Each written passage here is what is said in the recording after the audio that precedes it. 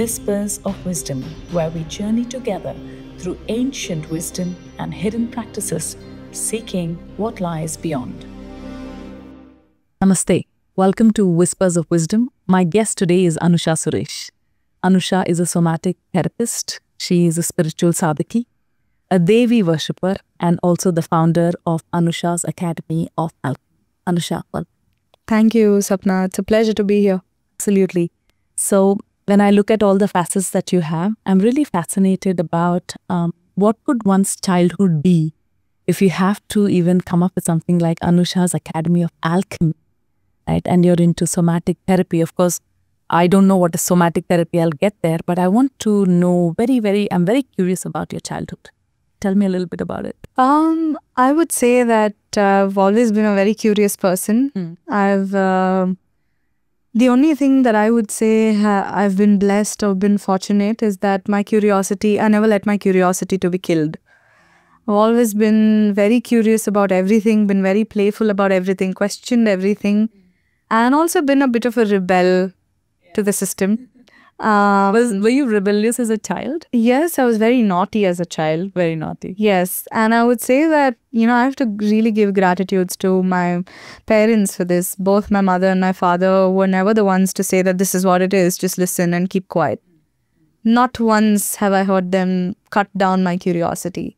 My mother, in fact, many a times when I've questioned her, only thing she would say if she doesn't know the answer to it, she'd say, I don't know. I mean, this is what we've been doing. I don't know. And I found that to be so authentically genuine and honest. That also means you can go find out. Exactly. Wow. So there were some things that she never forced me to do.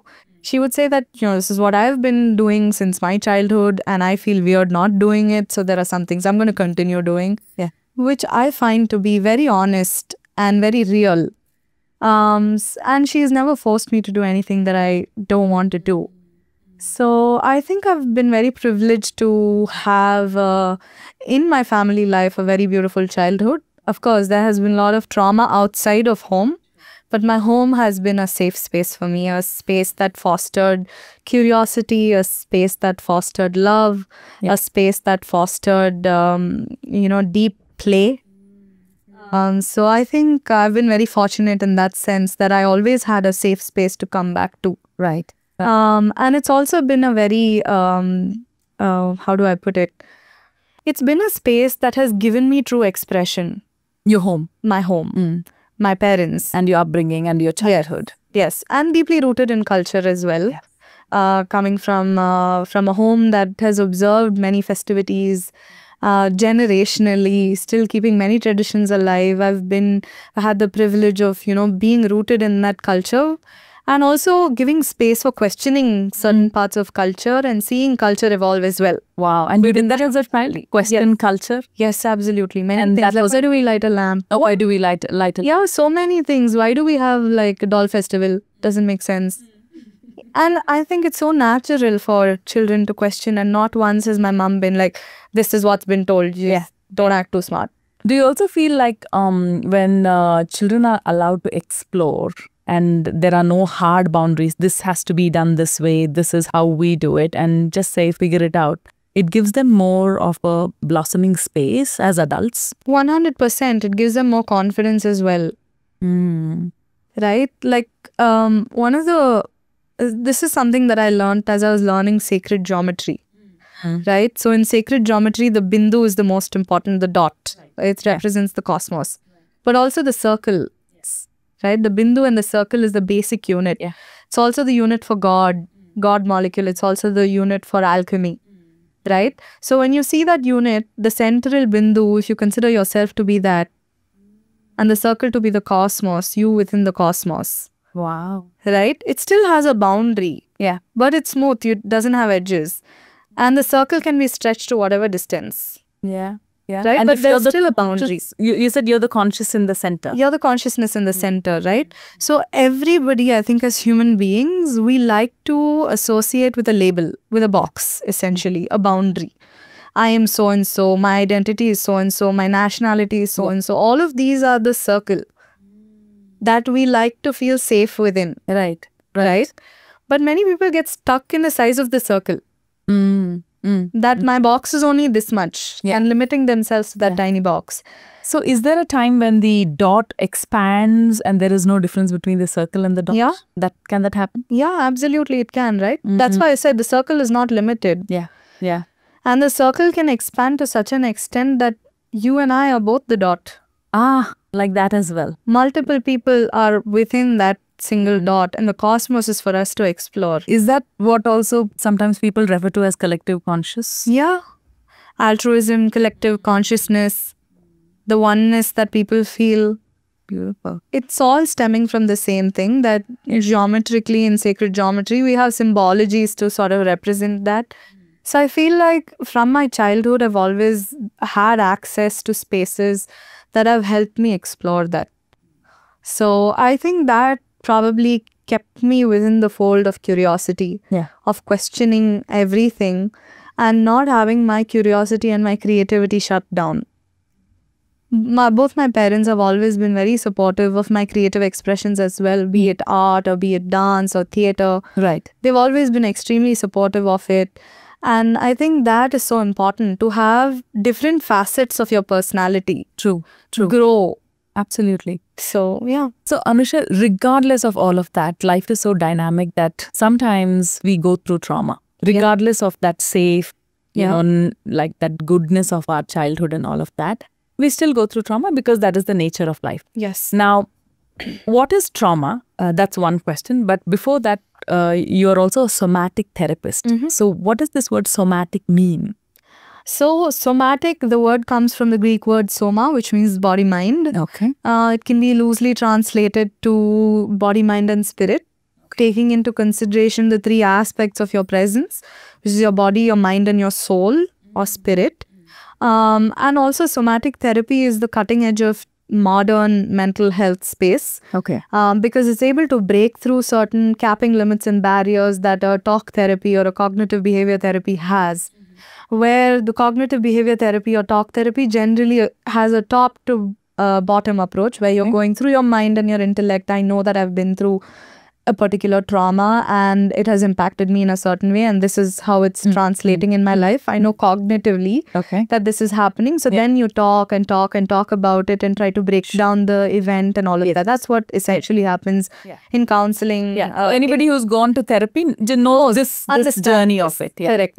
But there are some things in our life that have no explanation. I'm deeply scared of something. I'm always freezing at a certain sound.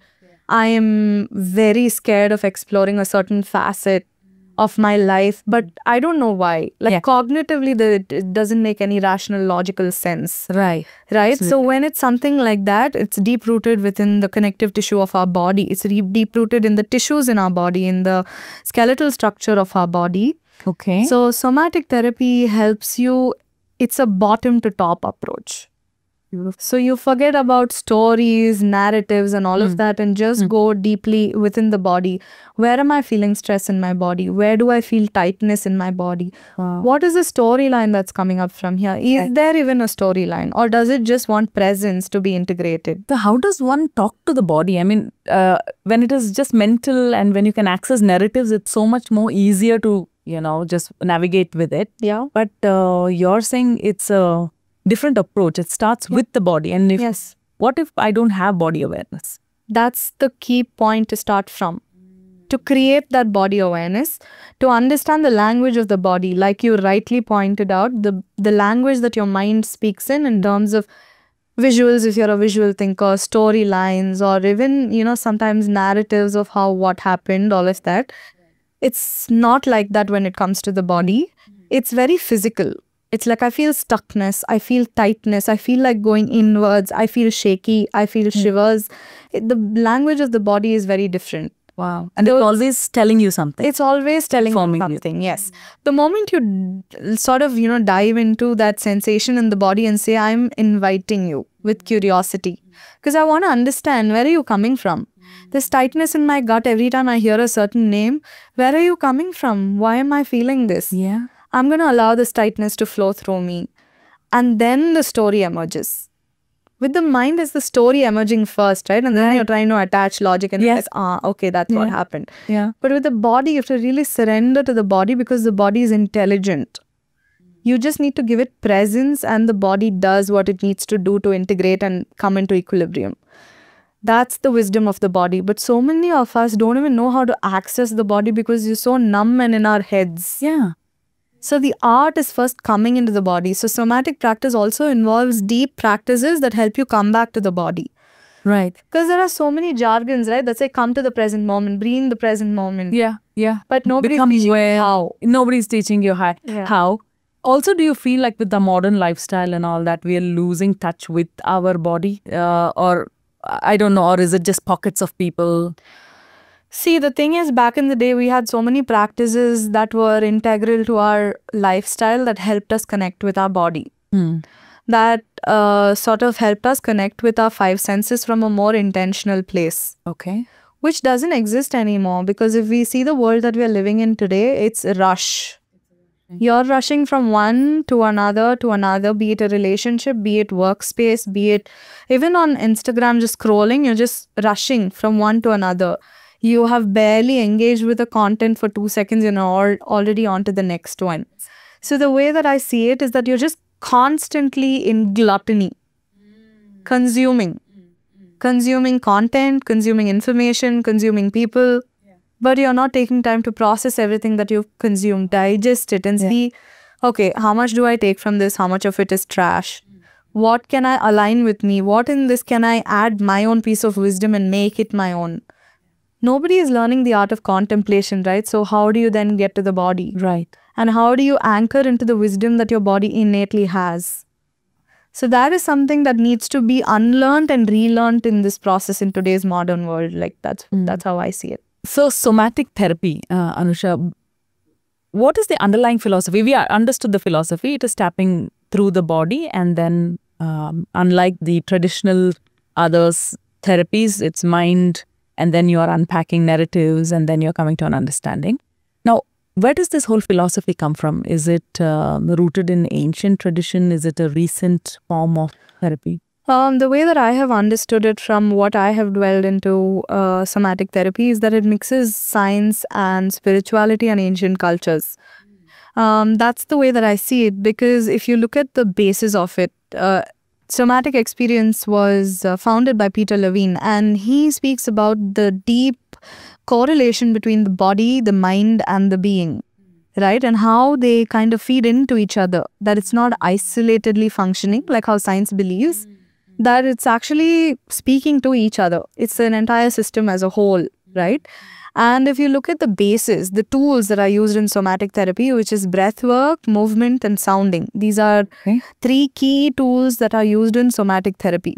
If you're going through somatic therapy, it's impossible for them to not use breath work, not use sounding, and not use movement. These are 3 key components of somatic therapy.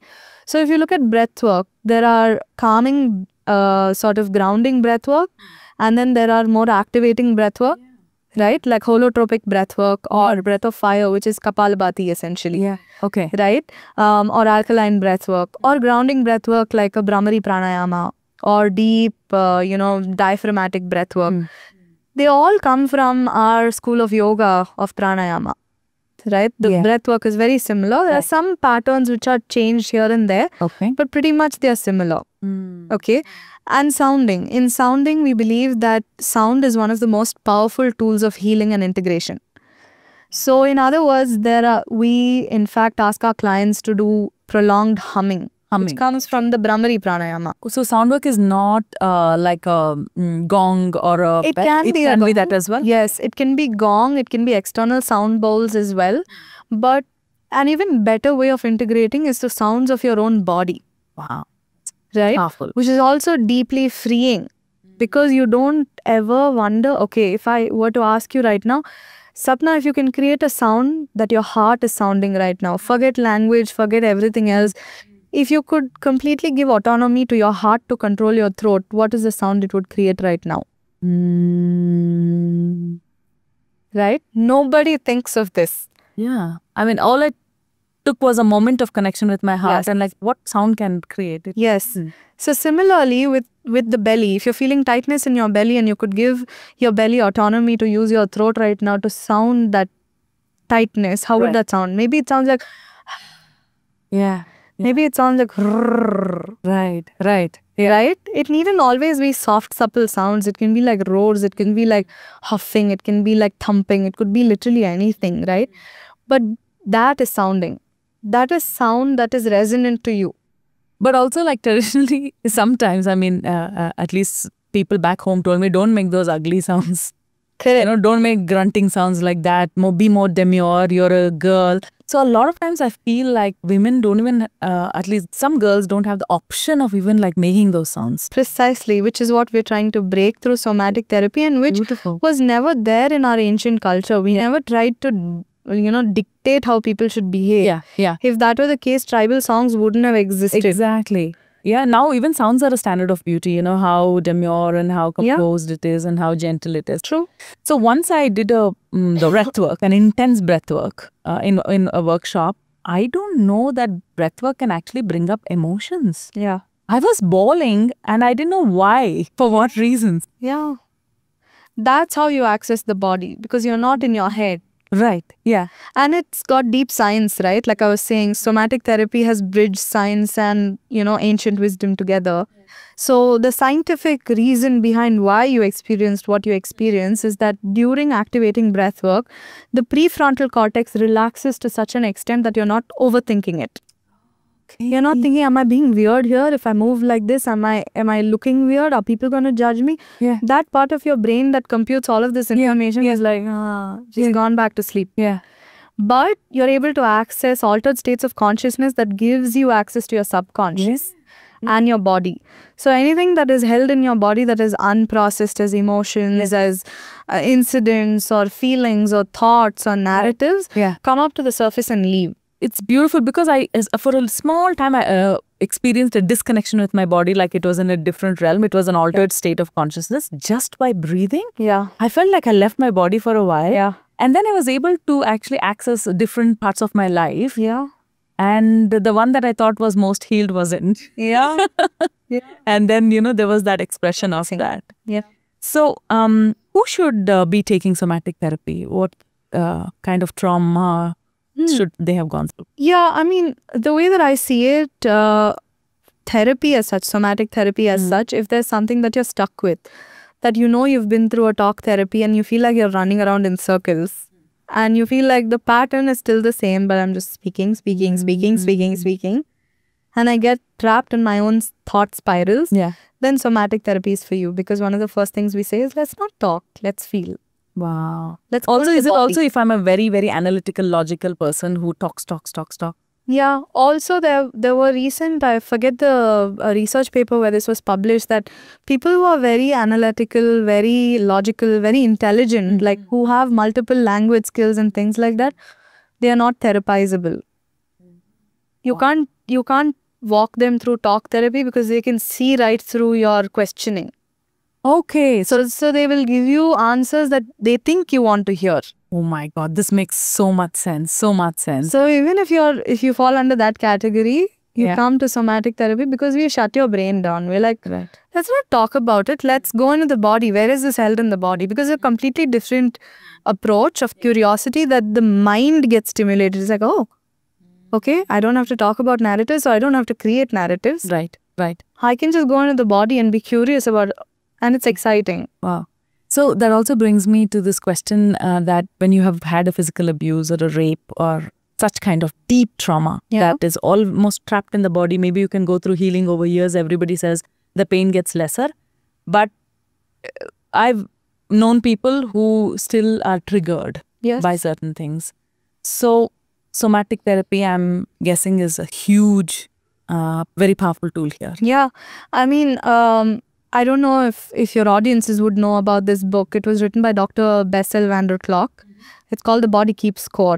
The Body Keeps Score? Yeah. Okay. The Body Keeps Score. And this is a deep research done on war veterans of how the body that is exposed so much to day-to-day trauma holds that imprint of trauma in the body. Yeah. Right? Yeah. And it's pretty similar to people who have survived through abuse of all forms, be it physical, sexual, emotional, all of this. Yeah. The body keeps score.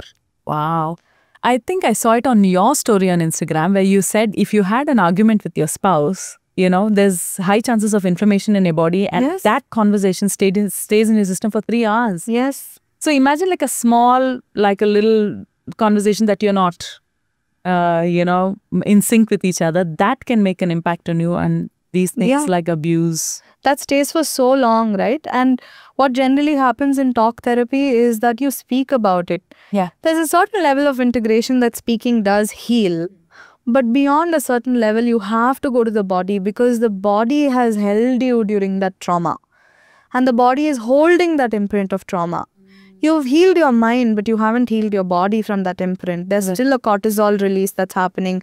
There is still a stress response that's happening. Every time something similar happens, your body freezes, or your body wants to run away from the situation. Yeah. Right? So then you have to come back to that imprint. What is that in my connective tissue? How is it manifesting in my fascia? Fascia is a connective tissue that runs throughout our body from our head to our toe. Yeah. And it holds trauma. So every time, so basically imagine you're in a car crash. When you're approaching a car crash and you can see it happen, your entire body tightens up. Items, yeah. And that's basically a steel armor that the fascia is creating around your body to prevent impact. And the fascia is doing this irrespective of whether the trigger is physical, emotional, or, if it's mental. It's not identifying. Right. If it's a threat, I tighten. Can I ask an esoteric question? Yeah, trauma in this life is, yes. But could there be also trauma from past life that the body can carry? Yeah. Yeah. It's also generational is what. Generational trauma. Yes. Yeah, can we unpack that? What is generational trauma? We've heard a lot of them talk about it lately. So a lot of generational trauma, the way that I have perceived it, is that there are patterns that run in the family. Right? And there are patterns of reactions also that runs in the family. So those facial reactions also run in the same family. The way your body reacts to specific stresses. Yeah. Like, for example, if you've seen a lot of, let's say, financial issues as a child, and you've seen your parents react a certain way to financial issues, that's the same pattern that you learn. Yeah. So it's also the same fear patterns that are learned, and it could also be from previous lifetimes. And I mean, today we know that you were created as an egg in your mother when she was in your grandmother's womb. Yes. Yeah. So the environment that your grandmother's body nourished is what makes you. So I was already present when in my mother's womb when she was in my conceived. Yes. Wow. So basically everything that you are, one half of your DNA comes from your grandmother's womb environment. So she was in stress. Yeah. It's very likely that it's passed on. Similarly with gifts as well, not just trauma, even with gifts. It's equal, right? It's We've not always seen, right? One generation will skip something and the next generation has a different gift and you're wondering, wow, where did they get that from? Yeah. They pretty much got it from you. You just didn't, express it. It was not activated in you. Cool. So, Anusha, you briefly touched upon the word trauma, right? Nowadays, it's loosely used. Everybody is like, oh my God, especially teenagers. Oh, don't talk to me about this. You're so traumatic. This is creating me trauma. But in a real sense, what is trauma? Trauma of the body, trauma of the mind. Is there a distinction like that? So, yes, you rightfully pointed out today, trauma is used as such a loose terminology, almost like a cool lingo to use that I'm traumatized. Yeah. Right? But the way that I see it as someone who works with people who've been through trauma, both physical, emotional, all of that, I think it's how we perceive an incident. The impact of an incident is what is trauma. If it has left such a shaking impact on you, has put your body into a freeze or, fight mode, like a stress response that seems to keep continuing throughout your life, that the slightest trigger, you're flying into a freeze response, you're flying into a fight response, or you're flying into like a flight response, that is a trauma.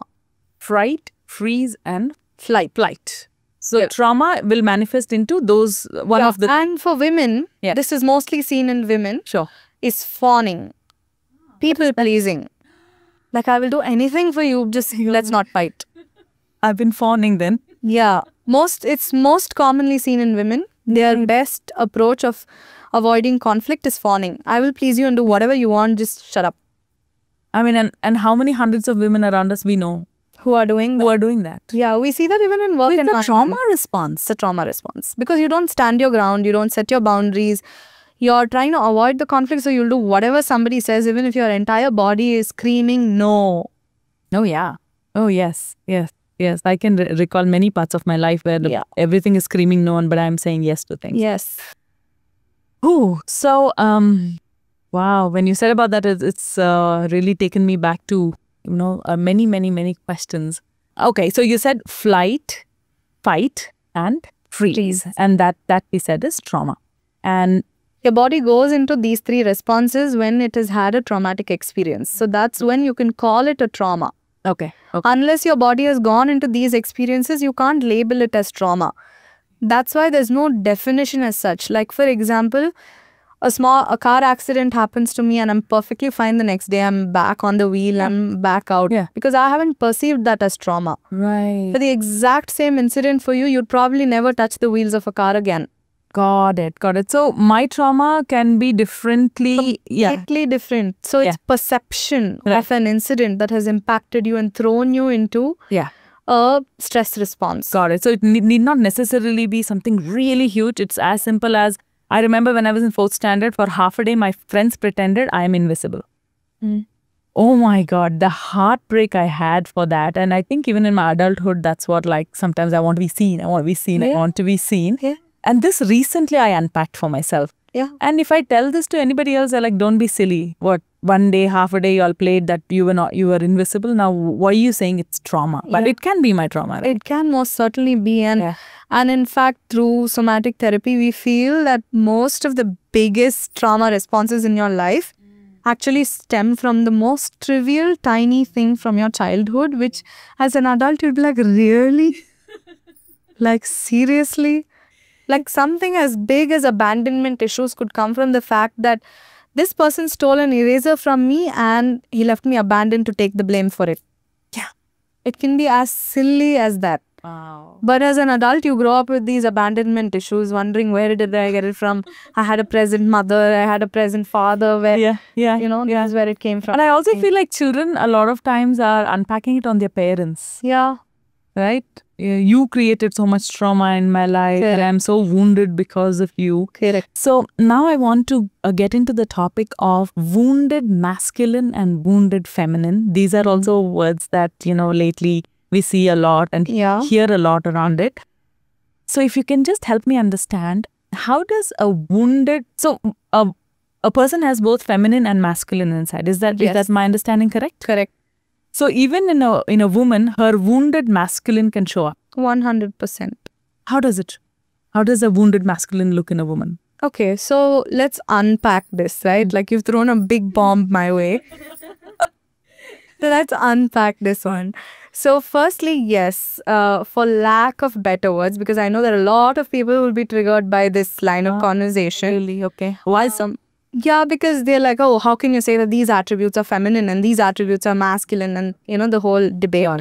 So for lack of better words, we're using the word feminine and masculine. It's essentially yin and yang energy, polar energies, opposing energies. And we all have that within us. If you see Indian classical traditional cultural roots, we say the Ida Nadi, the Pingala Nadi, the Surya Nadi, the Chandra Nadi, right? So what are we meaning by this? We are saying a part of us that is responsible for action, and then there's a part of us that's responsible for more inwards feelings and reflections, all of that, right? Similarly, for lack of better words, lack of words in the dictionary, we're going to use the word feminine and masculine here. Okay.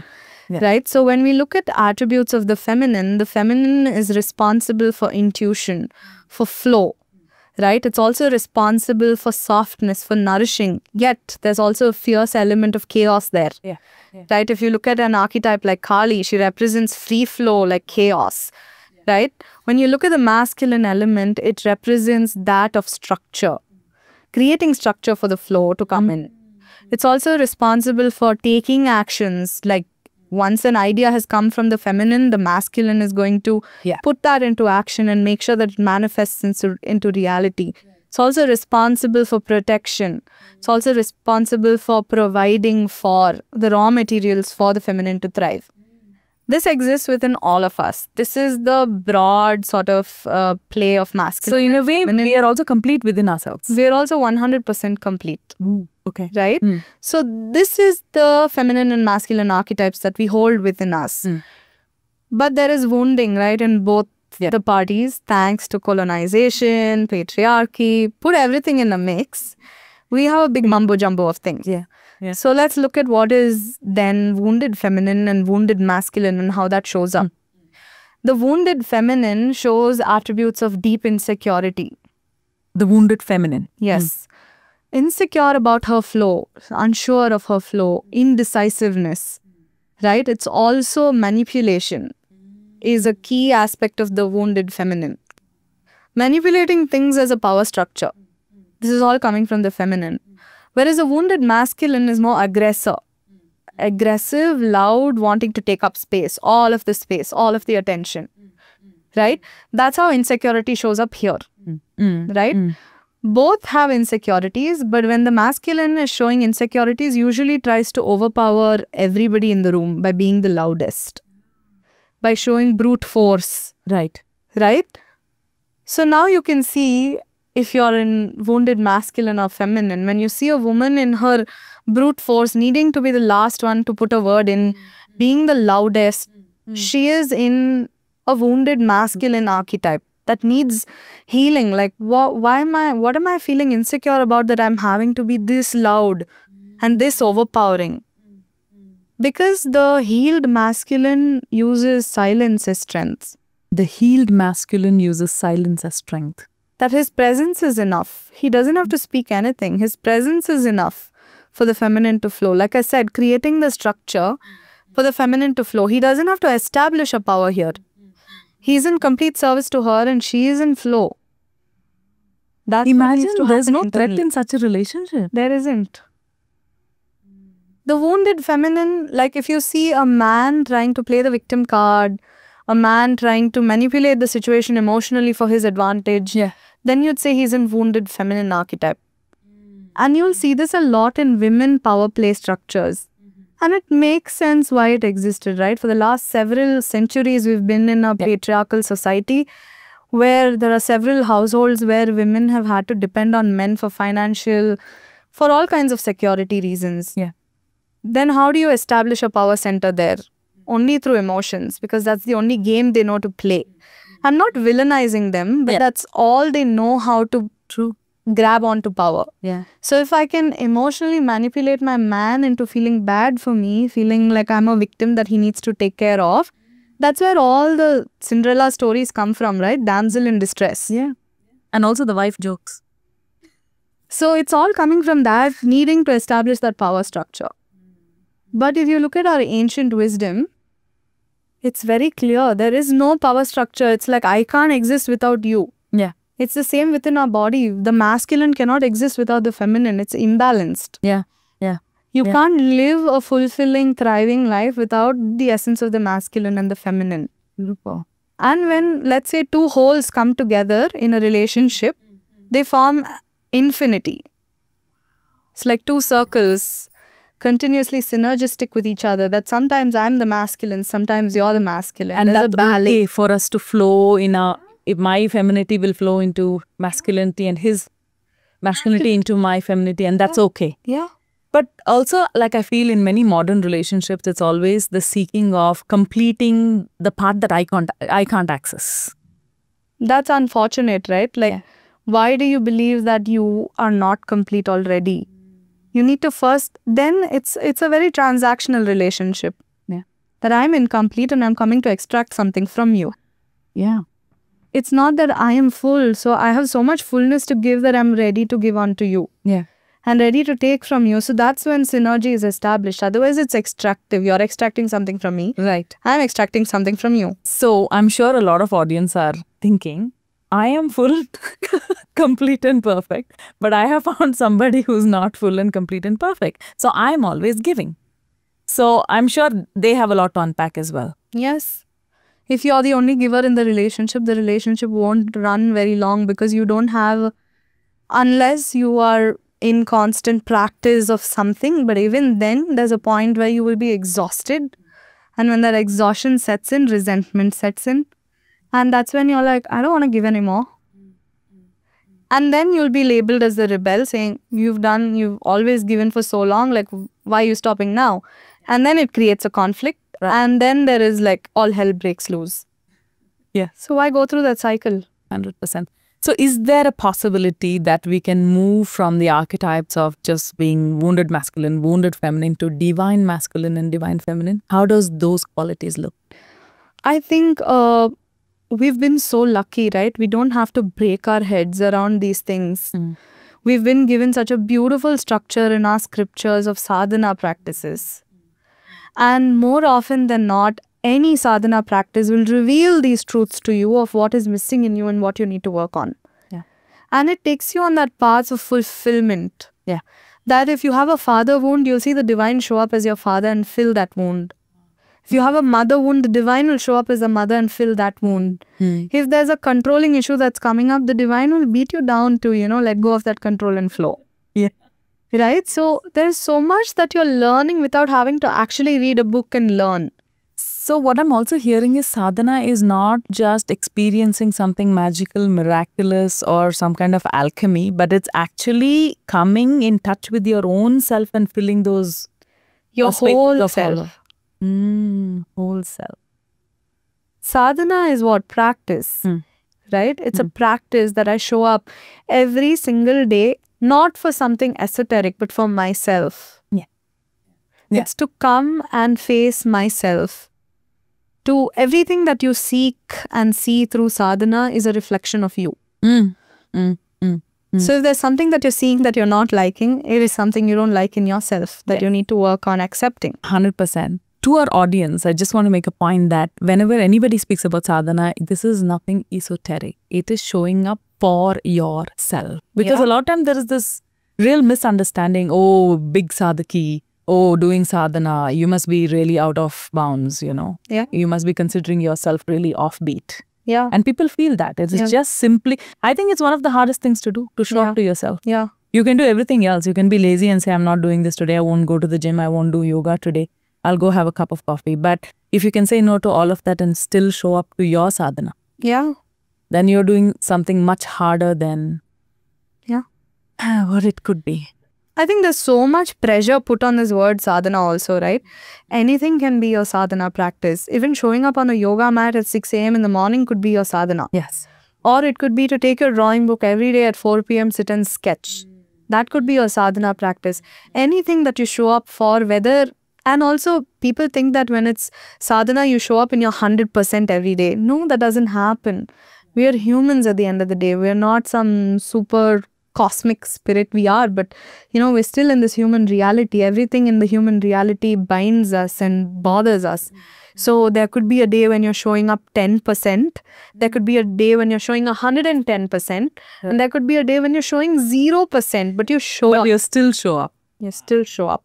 And that's let divinity fill the rest of it. Wow, that comes with a lot of surrender, Anusha, I feel. It does. But also the word surrender, I feel like, is so misunderstood. Yeah. And many people talk about it without understanding what it is. Doesn't mean that if I say I'm surrendering right now, suddenly everything just flips and there's like a magic switch that goes in my head. Yeah. No, surrender means that it's hard, but I show up. Yeah. Every minute of it is excruciatingly painful, but I trust the process. I trust the process. Yeah. I don't trust that there's some divinity that's helping me, but I trust the process. I trust myself to get myself through this. And through that process, you learn that there's something bigger at play and there's like divinity is contributing to it, and everything that's happening, including your struggle, Right. was meant to get you exactly where you need to be. Wow. So in other words, everyone is in a place where they need to be at this moment, and it is the right place. Precisely. And we could not have changed that or altered that. Or can we fuel it? You can. You can fuel it. I mean, there are many people who accept that this is all there is and there's going to be zero effort from my side because what's the point of it all? Yeah. Right? This should in no way contribute to that. I'm co-creating with life. I'm not saying life happened to me. Wow. I'm co-creating life with the cosmos, with Devi, with divinity in whatever form you see it. For some people, nature is divinity. For some people, the universe is divinity. For some people, it could be a god or goddess that is divinity. So however you see divinity, you're co-creating life with divinity. So co-creating doesn't mean you'll just sit back and say, okay, life, give it to me. It's saying like, this is what I want. Like, be my partner in this. We'll figure it out together. So according to you, you're saying God can show up in any forms, whatever is easy for your perception. And that can be nature, that can be Devi, that can be Shiva, that can be Jesus, that can be your art, that can be your 100%. It could be your own mom also. Can be your own mom. Anusha, you were also a lecturer of biology. Yeah, you taught biology in a very popular college in Bangalore for a couple of years, right? Yes. Do you see a deliberate design in the human body? I see a lot of wisdom in the human body. I see a lot of evolution in the human body, a lot of magic in a human body. What kind of magic? There's so much that's fascinating that doesn't make sense, right? Like we know that our neurons are firing electricity. We're not plugged to a source. Yeah. Where is that coming from? Are they firing electricity? Yes. Okay. It is firing electricity. It's like an electrical system that has insulation and all of that. It is firing in terms of neurochemicals basically, which is similar to that of electrical firing. There's also electrical firing in your heart that's happening to keep a constant beat of the heart. So it's basically internal drum beats that nobody is monitoring. Where is that coming from? So all of this is fascinating. It's so magical, but it's so everyday that we don't even stop to think that, my God, I have magic here happening and unfolding in every millisecond of my existence. Wow. So if I have to tap into that body wisdom, what are some of my practices? What should I, can I do one or two things that I can become more aligned with my body? Yeah, most certainly. There's also a lot of talk around moon cycles. Yeah, and even the Western world is now talking so much about the phases of the moon, how the body is impacted, how the mind is impacted, and especially for women as well, right? I want you to throw some light around the moon phases and the moon cycle and how it impacts us and the body. This is beautiful. I mean, I could talk about the moon and the body for I think eons. There's so much correlation between the two, right? Like if you look at ancient Earth, ancient human civilizations, we didn't have artificial light around us.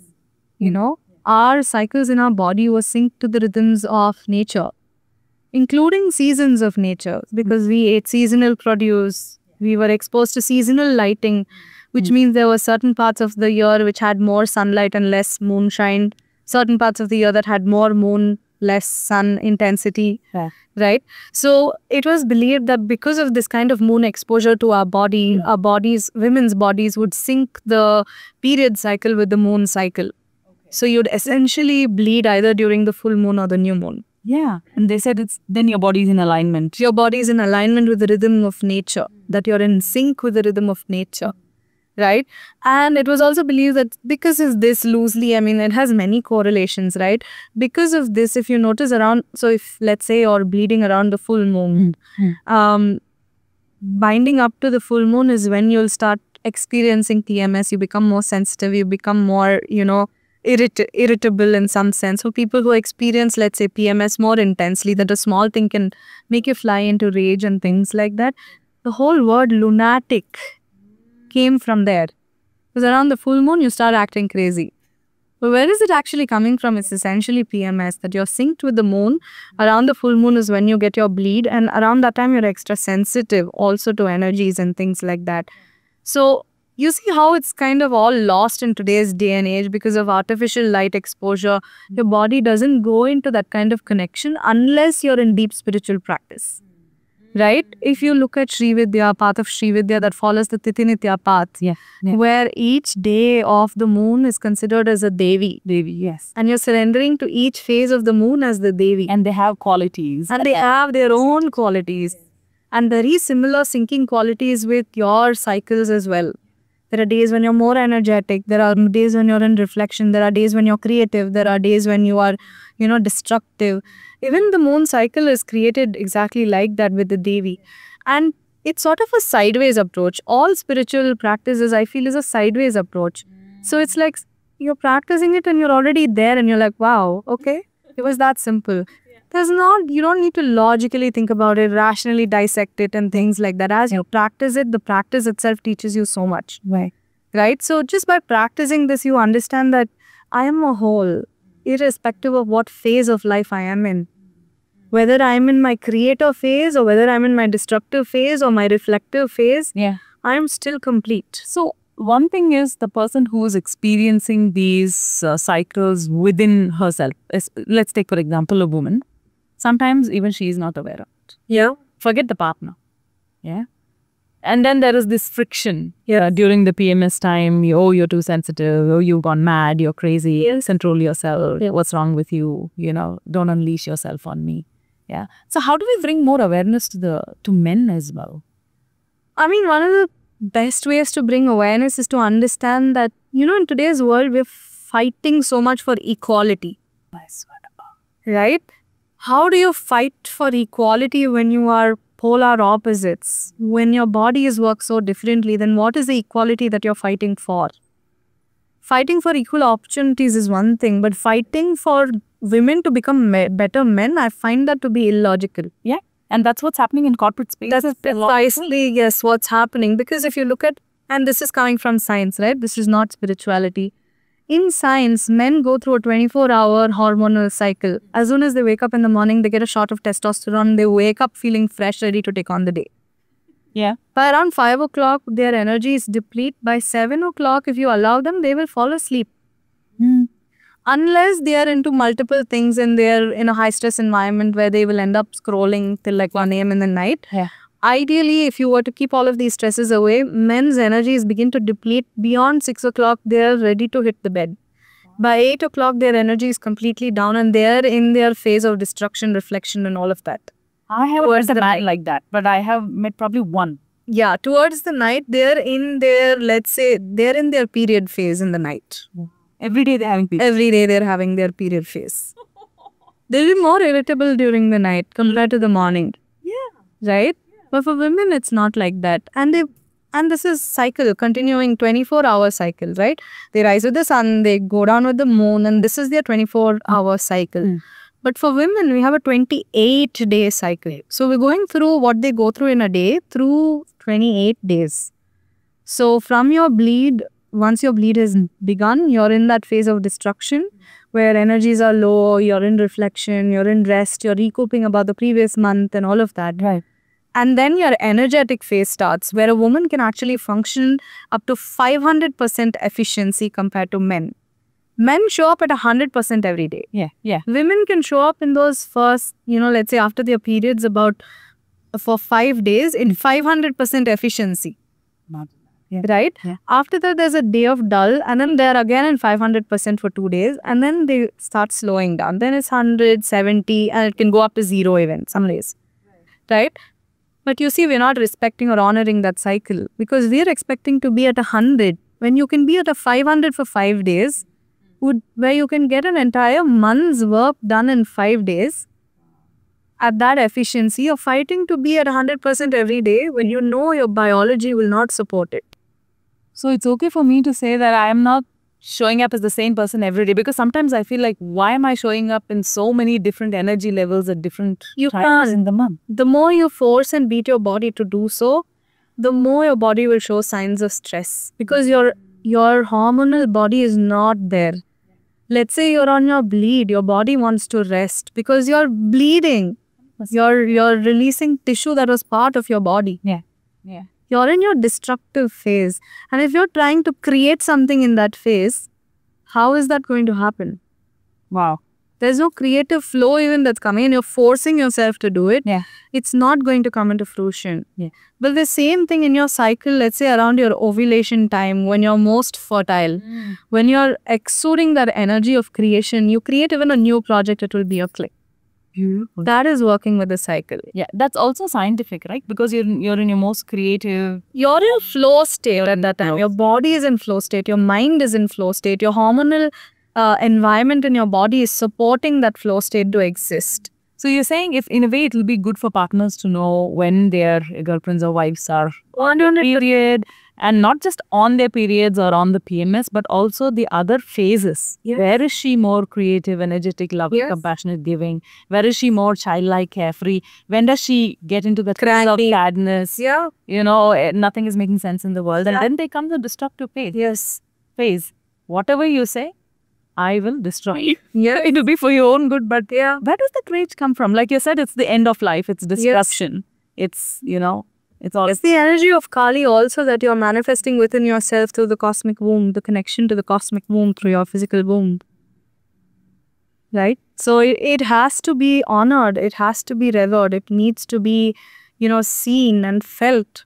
And there's nothing like it, because I've created structures for myself as well as for circles where you're honoring your cycle, right? And imagine that today we have so much jargons about manifesting your dream life and vision boarding and gratitude journaling. If only you could sync all of that to the moon cycle, nobody can stop you in your progress. If you were to do a vision boarding, let's say after your periods the next 5 days, once your periods have stopped, vision boarding then, taking actions during your ovulation phase, and then sitting in reflection during your PMS phase, and just letting it go and resting during your periods. Imagine the power structure it would create within you. There won't be this thing of, I need to fight with my partner to be better at something else. Yeah. Because both of us can never fight at the same level, because our bodies are not meant to. Do you think at some point in ancient history or even in India, people have accessed this format and they have lived and calendared their life like that? I'm sure they would have, because if you take India, for example, a big chunk of Indian population is in agriculture. You look at agricultural lifestyle, it's a very equal lifestyle. Labor is divided equally between male and female partners, right? And usually sowing happens during the moons, new moons. That's why it's called almanac calendar. It's actually a calendar for farmers that is synced with the moon. How beautiful. Based on the seasons. So this season, during the full moon, we are sowing this particular seed. Right. It will harvest itself, let's say, 2 moons later. During the new moon, we are, sowing this particular seed. All sowing and harvesting is a job of the woman. How and where did the one knows all this ancient wisdom? And it was so well divided, right? The man does all the physical labor of plowing and creating structure. Yeah. For the feminine to flow. Wow. And she'd go and sow and nurture and take care, and he participate with the process. There was no structure that my job is more important than yours. Yeah. Both were equally important. If the land is not plowed, you can't sow seeds. If the seeds are not sown, you're not going to have anything to harvest. So there was no fight that your job is more important than my job, or like man is more important than a woman has to be more important than man. It was so well divided. Like, we lost all of this, right? We lost all of our ancient wisdom, cultures, everything that was rooted in traditional cultural sense was lost thanks to the millions of years. I mean, million would be a wrong word to use, but centuries of invasions and colonization, thought put into our head that is not ours. And I notice in many leadership spaces, even at the top rung in corporates, leadership qualities like intuition, nurturing, flexibility, all of these are still not considered as powerful leadership concepts. Which is so unfortunate. They still say these are all things that, women, like, it's more gentle, it's not, it doesn't serve the space of leadership. And I think there's so much wisdom in it. If you could yeah, 100%, because I believe that today people are talking about out-of-box thinking. They're talking about thought leadership. But one of the biggest things you're not talking about is spiritual leadership. Yep. And spiritual leadership doesn't mean that you're opening an ashram and that is spiritual leadership, which is what it has become, unfortunately, today, right? Like, I'm opening an ashram and I'm calling people for initiation. That's not the kind of spiritual leadership I'm talking about. The world needs tech. The world needs science, it needs research, it needs art, it needs multiple things. And what does spiritual leadership look like there? It means that I'm accessing the divine. What does the divine want to manifest through me and through my organization in this space? Like I said, divine can be anything. It could be the earth moving through you to safeguard, ecosystems. Yeah. So you're also saying the allowance of higher wisdom to be channeled through you, and don't at that level become so small and controlling that my agenda, my strategy only works because I know it better. But spiritual leadership is also about that allowance. Yeah. It's Know about that allowance small part and in that intuition. and intuition. Yeah. So, if men want to tap into their divine feminine, which I feel is a topic that is not explored much. Like I run leadership workshops, and when I do tapping into your feminine power, it's mostly with women, and women are more happy to come into these sessions. But when this topic is published, not many men show up. Yeah. If they had to tap into their feminine power, how would it look for them? I think it would look exactly like how a woman would perceive it. I don't think there is a difference there. Because divine feminine is about flow. So if you're accessing your flow state, you're accessing your divine feminine. If you're desiring flow state, you're desiring the feminine. If you're desiring nurturance and holding and comfort, you're desiring the feminine. And I don't think any man will say, I don't need comfort. They deep down desire it so much. Yeah. Right? Which is why most men are goofy like children around their partners. Seriously. Yes, absolutely. Right? Because they have that comfort of coming home to that nurturance. So that's how it looks like. But sometimes they've also created this expectation that nurturing should come from their partner or their mothers or from any like a female entity. But you're saying they can also tap it from within. Yeah. One of the powerful practices that I walk my clients through is the moment of their birth. And to hold themselves as a child in their arms and speak to themselves. Now, I haven't had a single man who hasn't cried through that process. Yeah, I get goosebumps. It's that simple. You can't talk to a baby saying, hey, we're going to a corporate meeting right now. We have a meeting at 9 o'clock. You'll always be like, oh no, maga. You will go into that language of that child, right? Even if you were speaking the most polished English, you'd probably be like, oh, my sweetie. Yes. Right? Your voice would soften, your being would soften. Yeah. Imagine if you could hold your inner child, your newborn, and say, you have no idea the life that you've been gifted. Imagine hearing your own voice say that. Wow, I haven't imagined that so far. And as you say it, I can feel something physically. It softens your heart. Because it suddenly brings before your eyes everything difficult you've had to go through. To go back to that moment as a child and say, hey, you have no idea the exciting life that's ahead of you. And I've got you.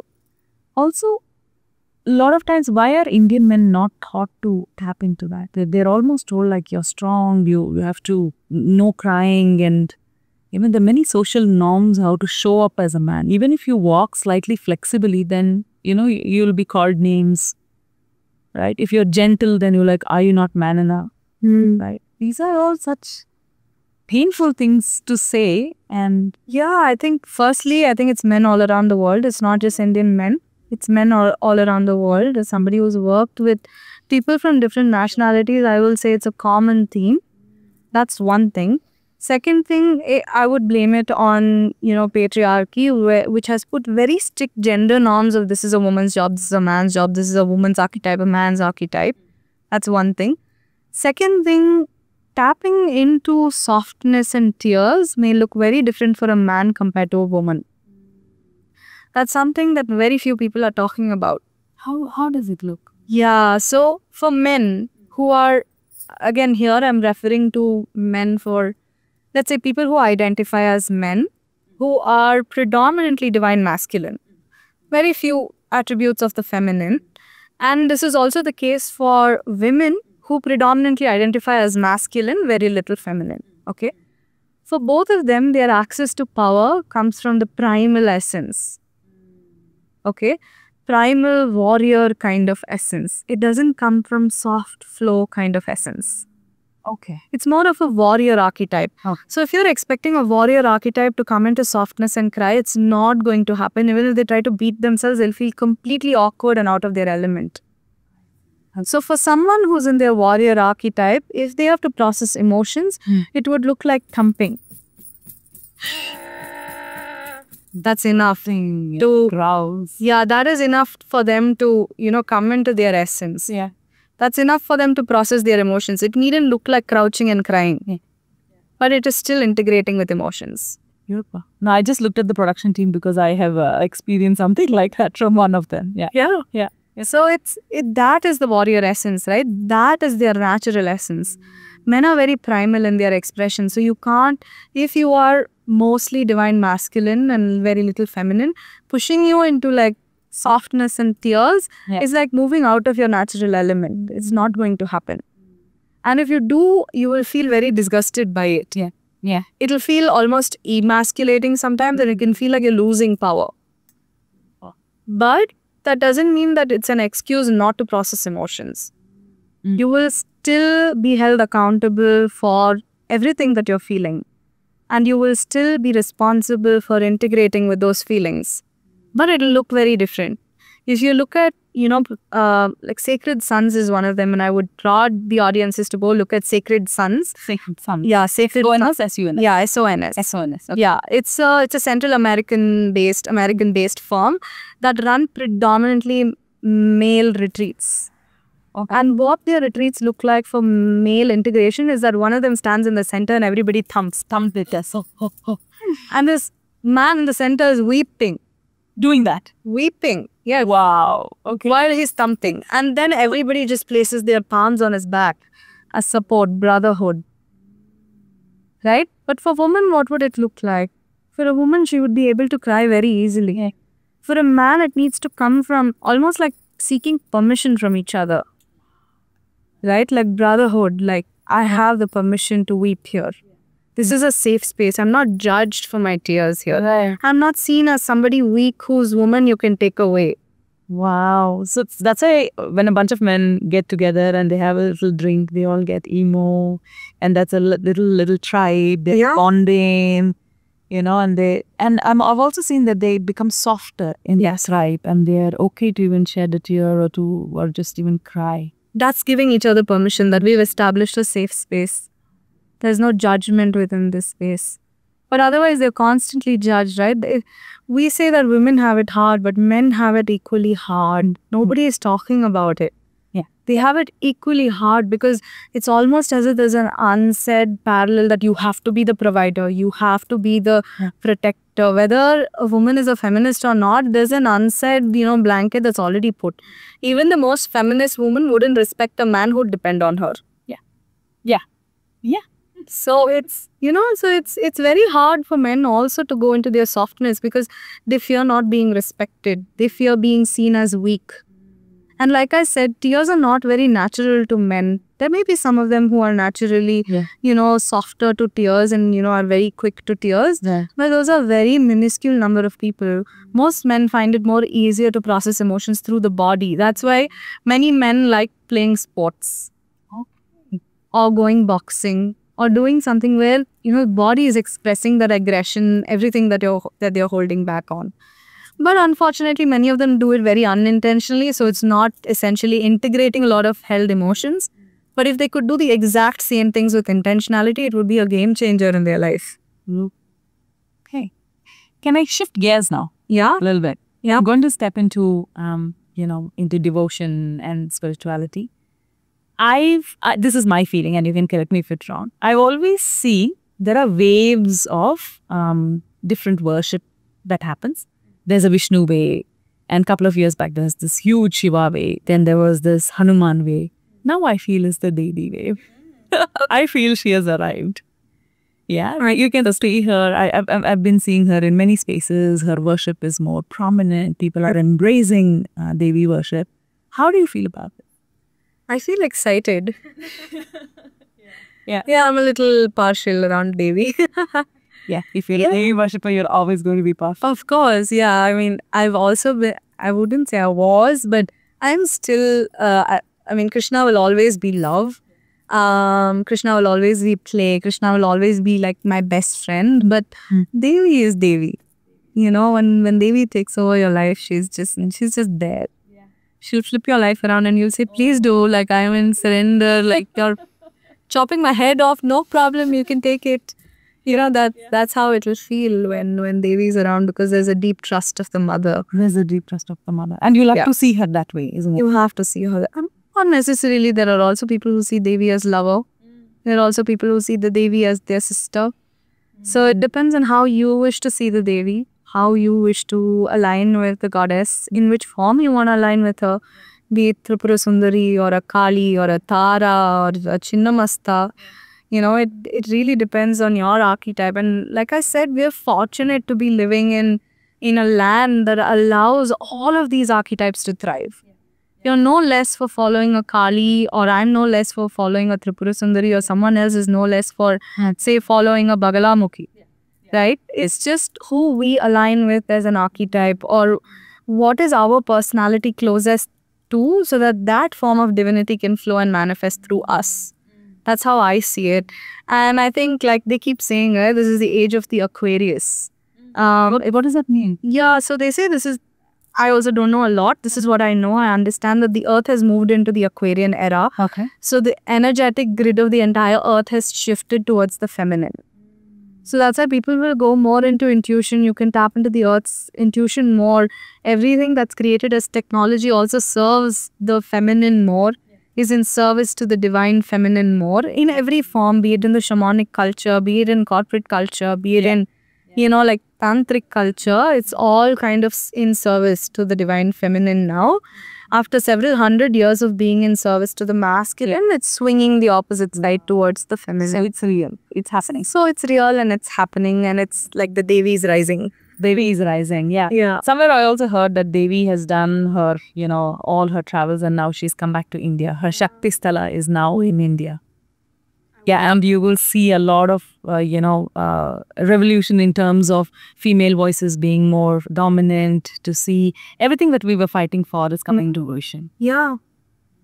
And I believe like she is manifesting through each and every one of us in whatever little ways possible, right? Some of us know of it, some of us are completely oblivious of it. I mean, just to take a wild guess, why do you think she's manifested in this era and time? What does she seek from us? What should we be ready for? Play. Play. Lalita means playful, right? And the whole Lalita Sahasranama is about the battle between her and Bhandasura. And what a play that was. And what a play that was. And all her army and lieutenants and her chiefs. So I want you to hold on to that thought right now, right? Because you said something beautiful, and I don't know if you realized that you said it. Play, and you're talking about war. So where does play and war come? I mean, is it a mistake? It wasn't a mistake, right? This is all play. This is all, including a war, was play. Yeah. Right? It wasn't like war like we think about it. Yeah. If it's constant play, that even something that you're fighting against can become play. It needn't necessarily come from, I'm serious, I'm fighting against this person. It's like, let's play. Let's play, right? Let's play, right? And when you play, there is no bad blood. It's okay to win and lose. But with a war, I have to win it. And you have to die. And you have to die and I have to kill. If it's a play, you can simply establish who's the winner and establish the rules of the game. And you can both have fun. Yeah, you can have fun. Actually, play is fun. Yeah, play is fun. Play is curiosity. Play is going with the tides. Play is like strategizing. The same Lalita Sahasranamam that, talks about how Bandaputras were sent, to fight, and from Lalita's side, Bala Vikramanandita. She's right. Bala, exactly. Banda's son, and she's so happy about it. And how does she kill their son? It was not bloodshed. She just swallowed them up. That was it. Beautiful. It was that simple. So, in another way, what the Era of Devi is also saying is that just play along, look at things in a larger scheme, come to that composure within, and do that gracefully without having to show anybody lower or higher or claim anything from me. Yeah. I also see it as deep engagement with life itself. With every moment of life, to feel grateful for every moment of this human existence. That we get to be here in this timeline to experience the plethora of human emotions, right? Right. And to have the consciousness that we have, to tap into the wisdom that we can tap into. If you take the same Lalita Sahasranamam that is talking about, Matangi's Radham, and it says that her Radham is full of people with musical instruments. They're going into war, but they're going into war with music and there's like celebration happening. Imagine if your life could be that every day is a challenge, but you could sing and dance through that challenge. You're fighting battles internally, externally, but you're doing it with music of the soul. Yeah, but we're still having fun. I'm still having my mates with me. We're playing, we're having our strategies. We're uncovering a lot. That's play. So at a point in my life, I was a huge Shivama. And if I recollect that part of my life, rebellious, no boundaries, wild. Okay, then comes Devi in my life. First thing she does is flip my life upside down. And the first thing she puts is boundaries. So when I look at that, it was so difficult. Like to shift from that free flow, carefree, wild, rebellious energy to disciplined, committed, more boundaries and more about words. So since you're also a Devi worshipper, what are some of the signs when she arrives? Chaos. One of the first signs, chaos. Everything that you thought was perfect in life will just take a complete flip to being like completely, the hell is this? Like, why didn't I see this all these days? I thought it was perfect. Like, it's the opposite of it. Everything will come crashing down, from family structures to friendships to work environments. Everything just flips. And then you're left to it like pieces and you're like, why didn't I see this all this while? You're really like, did I really think this was okay to have in life? Like, and then you sit and reflect of, who am I? What am I contributing to all of this structure? Yes. Yeah. What part of this war am I playing? Which side of the war am I playing at? I think she teaches you ownership in a way. She does. To stand in your power, and rather than being very mystical or lost or seeking from outside, she's like, now take your journey in that. Yes. And it's almost forceful. You have no other option left to explore. It's like how a mother treats the child, isn't it? She's not always going to cajole the child that keeps falling and tripping. At one point, she's going to say, you trip, you fall, you get up. Because that's the way I know you're going to walk. Otherwise, you're never going to walk in your life. Yes. And she knows exactly the medicine you need when. There are some moments where she's really soft, where you feel her softness and her nurturance. There are sometimes she's tough love. She'll throw a blanket of fire in front of you and she's like, wow. Yeah, wow. I've had this visual once, it's just coming up right now. In one of my somatic practices, in fact, when I was processing my previous relationship and the trauma that I'd been through it was actually something that was held in my belly, like a part of my belly that would always tighten when I went into it. It showed me like this, almost like this walkway of fire. That was the last stretch that I needed to walk. And she's sitting on the other side like this. And I'm like, shit scared. I'm like, I can't do this. It's like, fire, what are you doing? You're right there. Can't you come and get me? Like, I'm having all of this dialogue in my head. She sits there like this and she's like, walk, I'm here. You can see me, I'm here. You only need to walk. You have feet. I'm saying I'm here. Do you not trust me? I walked. That was it. That was a somatic integration I needed. That's all. This is so uncanny about what I experienced when I was going through the most difficult part of my life. Same. Devi had just entered my life. She's sitting in a ring of fire inside. It's a circle. And she's inviting me to walk in. And I'm afraid. Just like you. For me, that was the scariest boundary to pass. So, yeah. It was scary because I'm like, this is fire. This is going to burn me. Like, I'm trying to negotiate with her. Like, come and get me. You're the goddess. Like, you can get me from here. She's like, you have feet. You can walk. I'm not going to get up from here. If you trust that you can get through, walk and come. And I promise you that life will not be the same again. Or you can stay there. And she was so brutal about it. She's brutal. She's brutal. Like you say, tough love sometimes. Tough love. Yeah. That was exactly what I... And she knows fake cries from real cries. Yeah. She's not going to come to your rescue every single time you're like, things are not working. She's not a okay, chance. I know. Like how the mother exactly understands if the child is crying for yes, if it's really hungry or just taking something. She's not going to fall to your emotional manipulation and your crocodile tears. She knows when those tears are coming from deep agony. And she will be there to apply the necessary balm and the medicine that you need in that moment. If that's a slap across your face, you will get a slap across your face. Yeah. That's just how the Devi works. No, you're not calling 911 or anything with the Devi. You're getting it properly. Yeah. Beautiful. So, and as one of my final questions, just to ask about how can people, or even just me also, how can I authentically show up in my space of sadhana?